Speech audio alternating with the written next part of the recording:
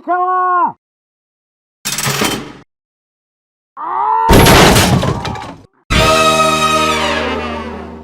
What's up, everybody out there in YouTube land? Wrath2501 here. Alright, so Popcross Studios has come out with another What If Pokemon were SCPs. This is part 6.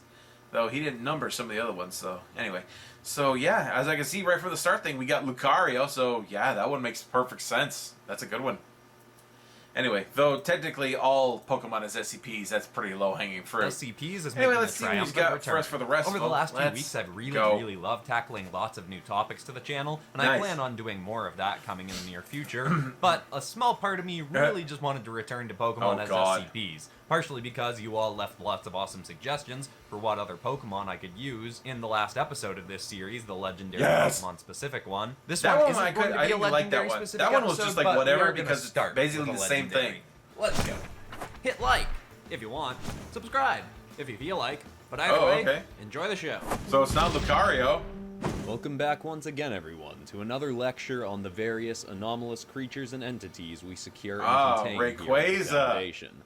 Most of the SCPs we'll discuss today are currently in Foundation custody, but apropos of the last lecture topic, we'll start with a creature that has proven too powerful to be contained. Item number SCP-P384. Object Class, Apollyon. Special Containment Procedures. Not applicable. The creature most commonly resides in the upper atmosphere, thankfully remaining out of sight from civilians at ground level. At most times. Description. P384 is a 23-foot-long draconic serpent with a largely emerald hide. As mentioned, it resides in the upper atmosphere, never sleeping and consuming only water particles, occasional meteorites, as well as, on some occasions, an SCP we've yet to discuss, P774.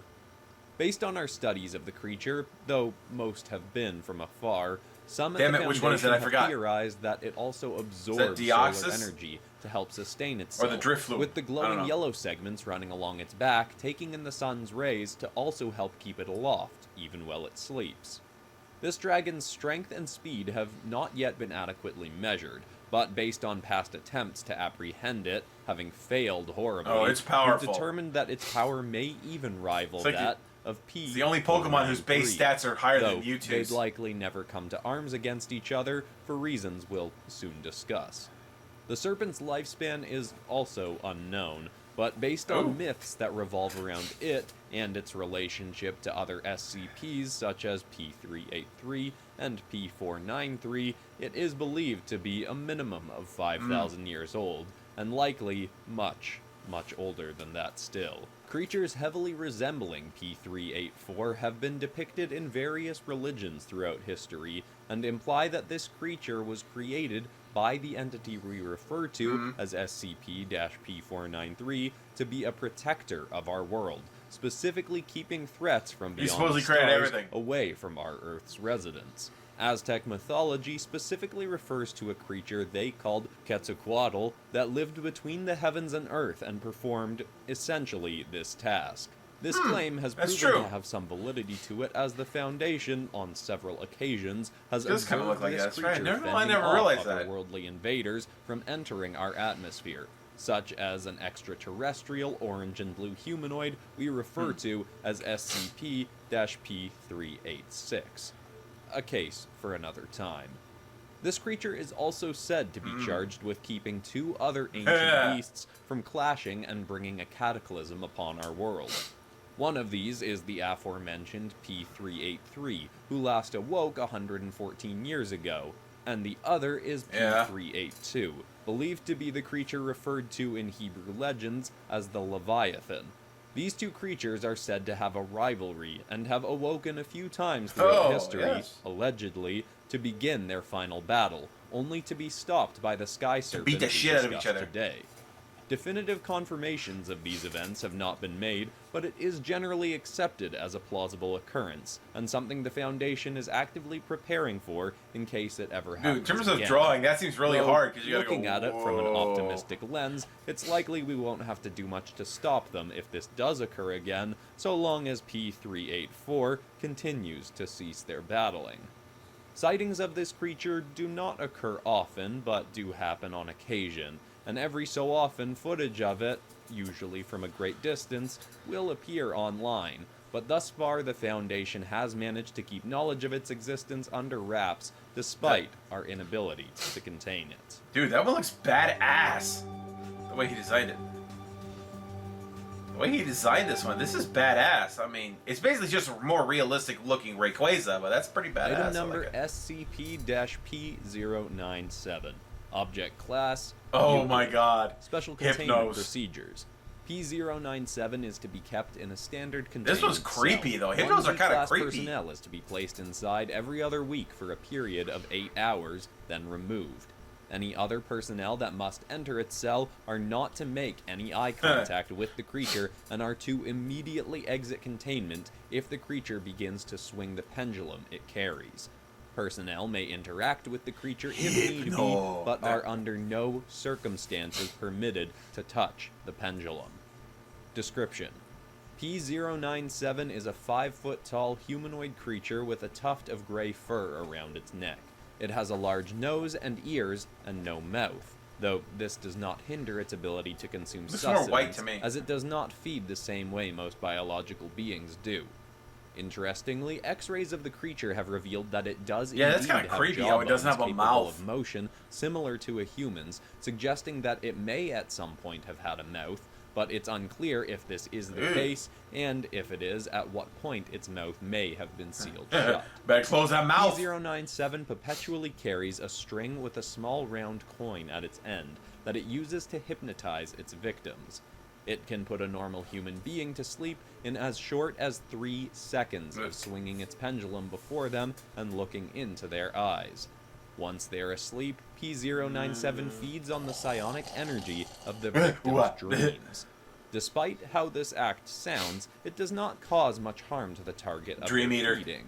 D-class personnel that have been provided to the creature for its meals, when interviewed afterwards about their experience, simply said they had a restless and unpleasant sleep, then awoke not feeling particularly well rested, but aside from that, showing no long-term side effects.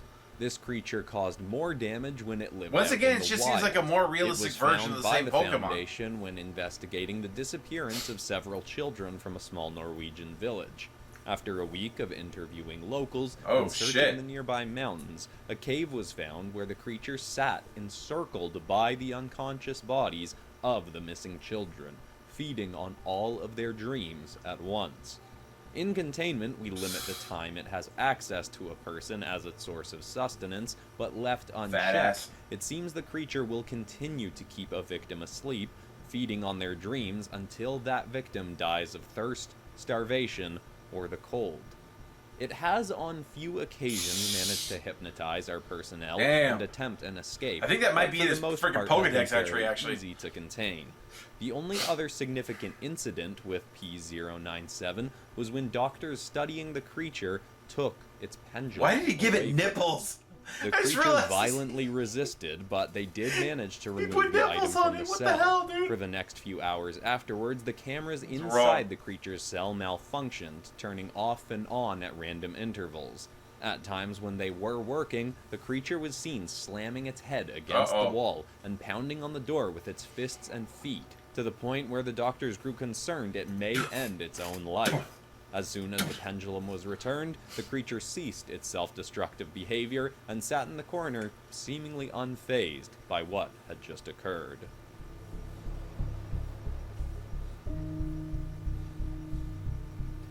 Yeah, it looks like a more realistic Hypno. This one's creepy as shit. Item that number one is real creepy. SCP-354. Why does it have a nipple? Why did he put a nipple on it? Procedures. Oh my god! P354 so is to be kept under constant surveillance. Oh, in a this one, standard that's fucked up. containment cell Oh my god, with is that the saline Mega infused Evolution? Holy walls. shit. No one is permitted to enter the cell for any reason under regular circumstances other than to return P354 in the event of an escape. Zippers along the entity's body are not to be touched, but if they are observed to start opening by P354's own actions, a D-class personnel is to be sent into the cell to zip it back shut immediately. Description: P354 appears as a Don't play with it, tall you'll go plush blind. doll made from tattered black material. It's sewn together with yellow thread and sealed with 3 zippers. I hate dolls, Well, man. You this know I don't is how screw it with looks dolls. from the outside. Inside, the entity is a gelatinous pink sentient ooze that is believed to be a demonic spirit inhabiting this children's toy. This spirit has proven to be incredibly violent and able to drain the life out of a victim within a few seconds of physical contact. The entity seems to despise anyone and everyone it interacts with, and is constantly trying to escape Foundation custody to continue the hunt it was on when we first discovered it. P354 first came onto the Foundation's radar 6 years ago, when we were alerted to a string of child murders starting in California, leading through Utah, Colorado, then Kansas. Dude, that's brutal, of 13 man. That is children horrible. had been killed, all under similar circumstances. Their parents heard them scream out in the night, found that the child had disappeared from mysterious their bed, ones. only to be found in the surrounding area within the next 24 hours, dead, with no obvious wounds, but often surrounded by pins and bits of yellow thread. Following the line of killings, the Foundation was eventually able to be close when another child was taken, and find them near the border of Kansas and Missouri being tormented by P354, which was piercing itself with pins and causing pain to the child as it did so. Kill it. We were able to apprehend the creature, but it has managed to escape on many occasions since. The angry spirit possessing this doll has proven able to speak, though rarely does so, and often shares less than a few words at a time.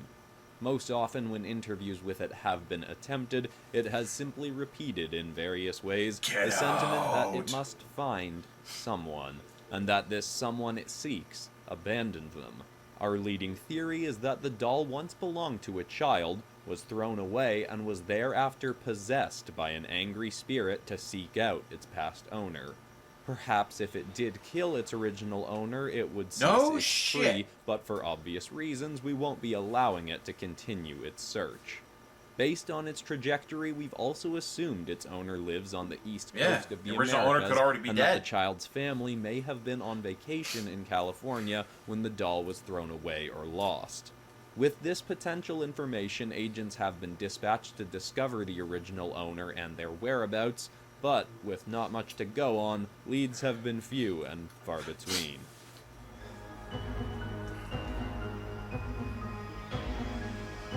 Dude, that one's creepy as fuck. That's a good one. That's a good one. That is real Very quick good. interruption here just to say that I have a Holy brand new shit, ink I don't fuck bundle with out. dolls, man. It's I the hate biggest dolls. one that I've ever made. It includes all beneath this video other ink bundles that I've... Today we have Okay, online he's store. advertising Sorry for the something, so I interruption. can't Let's get back show into it here. Let's go. Finally, for today, we have item number SCP-P448. Okay, I couldn't put that in there because he's Object selling class, something, and I can't put that in Euclid. there because he's not my Special sponsor. containment procedures. Specimens of P448 are to be kept in individual cells of 30 by 30 feet. Personnel must wear riot gear when entering containment with P448, and are only permitted to enter once sleeping powder has been dispersed into the cell to put the creatures to sleep. Only personnel who have passed a rigorous morality test are permitted to enter the creature's containment. Description: SCP-P448 is a bipedal humanoid jackal creature. It's experimenting with different poses on this one a lot. Black and blue, and it has spikes jutting from its chest. Isn't it more of like a and the back wolf than of a its upper jackal? paws. It was first discovered in Egypt and is technically part of a species, but there are believed to be fewer than a dozen remaining in the wild. 3 are currently in Foundation custody. These creatures are believed to have resided in Egypt for centuries, dating all the way back to 5000 BCE. It is hypothesized through classified hieroglyphic imagery, known only to the Foundation, that these creatures are descendants of the being that ancient Egyptians considered their god of funerals, Anubis. He was a deity that was believed to judge the souls of humans who died, deeming whether they'd lived honorable enough lives to be granted an everlasting afterlife. This power to judge the nature of a person is reflected in P448. By placing D-class personnel This is kind of turning around the whole lore around Lucario into its cell, followed by more morally sound people, we've determined that being in the presence of a guilt-ridden, hateful, or malicious person makes P448 much more powerful, and very angry itself. It can seemingly absorb the negative aura of the person near it and channel that into a blue ball of energy that it can then hurl back at the person. When faced with a particularly cruel subject, this energy sphere can be powerful enough to vaporize even titanium walls. While it is far more likely to attack a person that has committed many cruel acts, given long enough exposure, that's a freaking has proven willing to attack near anyone. We theorize that since everyone has some bad in them or has committed some cruel act in their past, P448 will eventually absorb enough negative aura from anyone to justify attacking them. I'll never tell. We've yet to find someone who is perfectly safe in P448's presence, though, to be fair, occupying a position at the Foundation does require a willingness to do a certain amount of deceitful or unpleasant acts. It may simply be that our very job makes us unworthy beings in the eyes of P448. Now, that's all the time we have for this evening. As always, file your requests for future lecture topics in the comments below, and I'll see you all next time. There's some really decently creepy ones. That actually looks badass. Kind of mess with Lucario's lore on that one. That was great. That's Some cool. of those are Pokemon I've been requesting since the very beginning of this series, so it was really nice finally getting to work with them. I think the next time I work with Pokemon or SCPs, I might do something else with them. I still got tons of requests to do SCPs as dragons or dinosaurs or something, but this is a series I'm definitely still open to returning to in the future. So give me more suggestions for Pokemon to make as SCPs, or more suggestions for what you want to see me do with Pokemon or SCPs. And of course, if you're new to the channel and you haven't seen the previous episodes in this series, we've got a whole bunch of them. This the SCP superhero ones I like those, and the super villains too. But that was the latest one, so I'll link it in the card. And besides that, that's all for today. Except of course for ending this video on some kind of positive or uplifting note. And the thought I want to leave people with today is that holding a grudge benefits you in no way. If someone hurt you and you're still holding a grudge against them, you're essentially just letting them continue to hurt you. Let it go. Yu-Gi-Oh! Monsters as Magical Girls? Ooh, okay, I gotta look into that one. You have in your life or that are coming up in your life. I hope that's helpful to someone out there. Thanks so much for watching, everybody. I love you all, and I'll see you all in the next episode on Friday. Goodbye. Okay. Alright, so that was What If Pokemon Were SCPs? Alright, by Popcross Studios. Hope you guys enjoyed that. I did. Don't forget to like this video and subscribe. And of course, definitely click on the link to the original down in the description. Get down to Popcross Studios, like the original, and sub to him over there. I will see you guys next time. Tune in every day for new content. Bye-bye.